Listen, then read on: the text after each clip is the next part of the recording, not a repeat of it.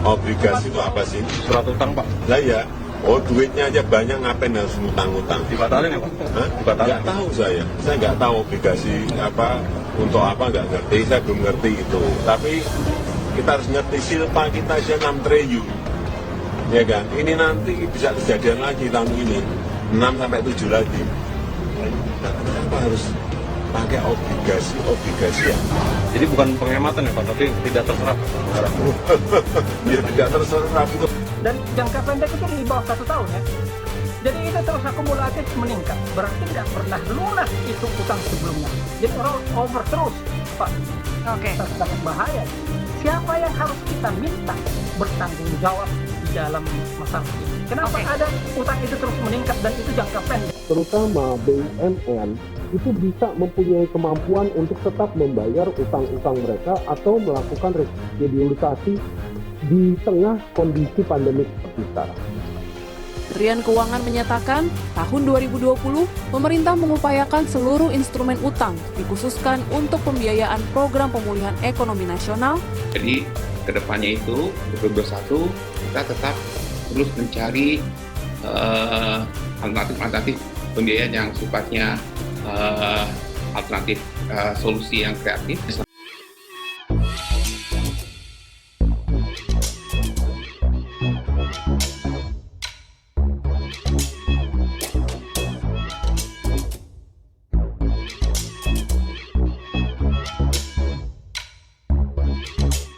Tonton video ini sampai selesai agar Anda tidak gagal paham.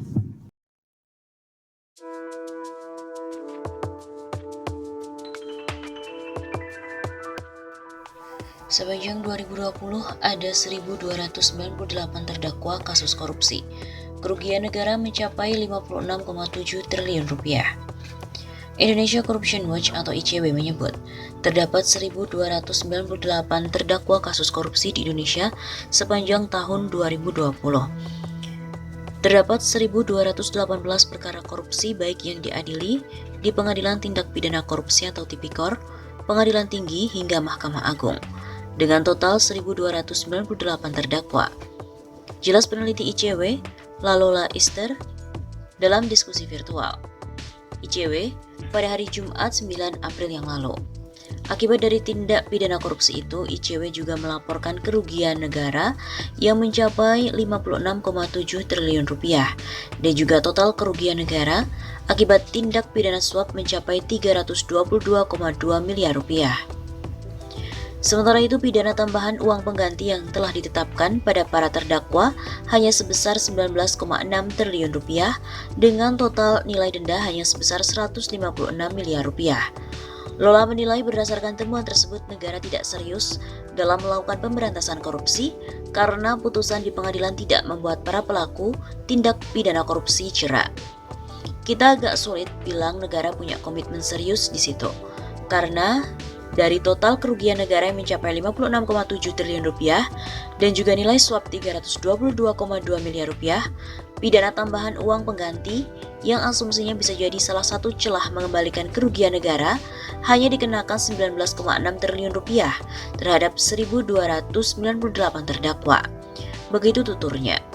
Selain pidana, penggantian uang dan juga denda yang angkanya tidak seimbang dengan kerugian negara, Lola juga melihat bahwa hukuman badan atau kurungan penjara pada terpidana kasus korupsi juga masih terlalu ringan.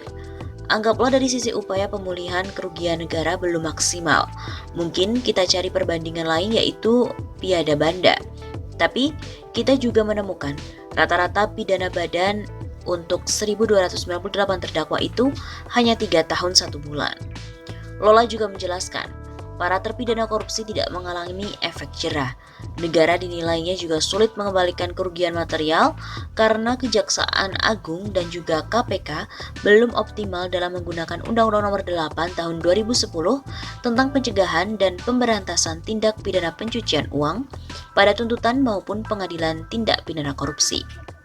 Jadi bayangkan, dari 1.298 terdakwa yang sudah disidangkan pada tindak pidana korupsi, kemudian yang didakwa oleh Undang-Undang TPPU itu hanya 20 terdakwa oleh 2 lembaga tersebut.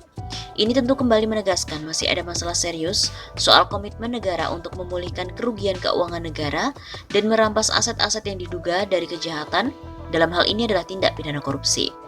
Begitu pungkasnya.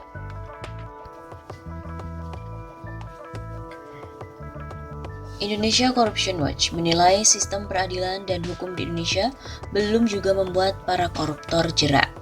Menurut peneliti ICW, Lalola Esther, fenomena itu muncul karena masih minimnya penggunaan Undang-Undang Nomor 8 Tahun 2010 tentang pencegahan dan juga pemberantasan tindak pidana pencucian uang atau UU TPPU dalam tuntutan maupun pengadilan tindak pidana korupsi.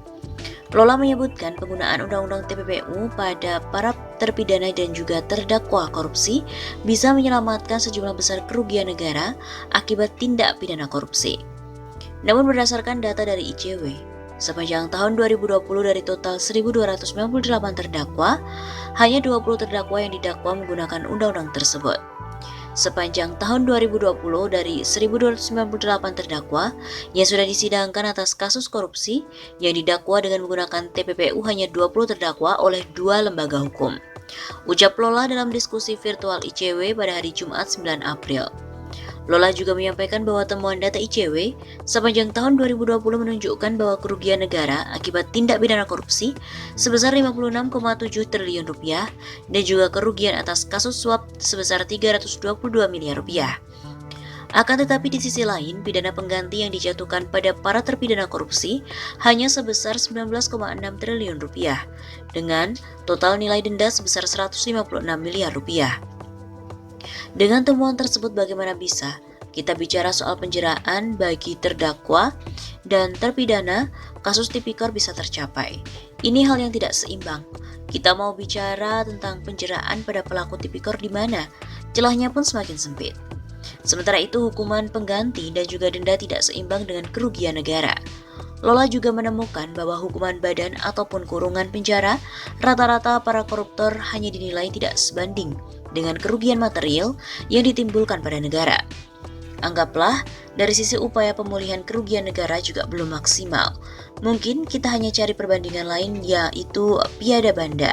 Tetapi kita juga menemukan rata-rata pidana badan untuk 1.298 terdakwa itu hanya 3 tahun 1 bulan. Begitu ucapnya.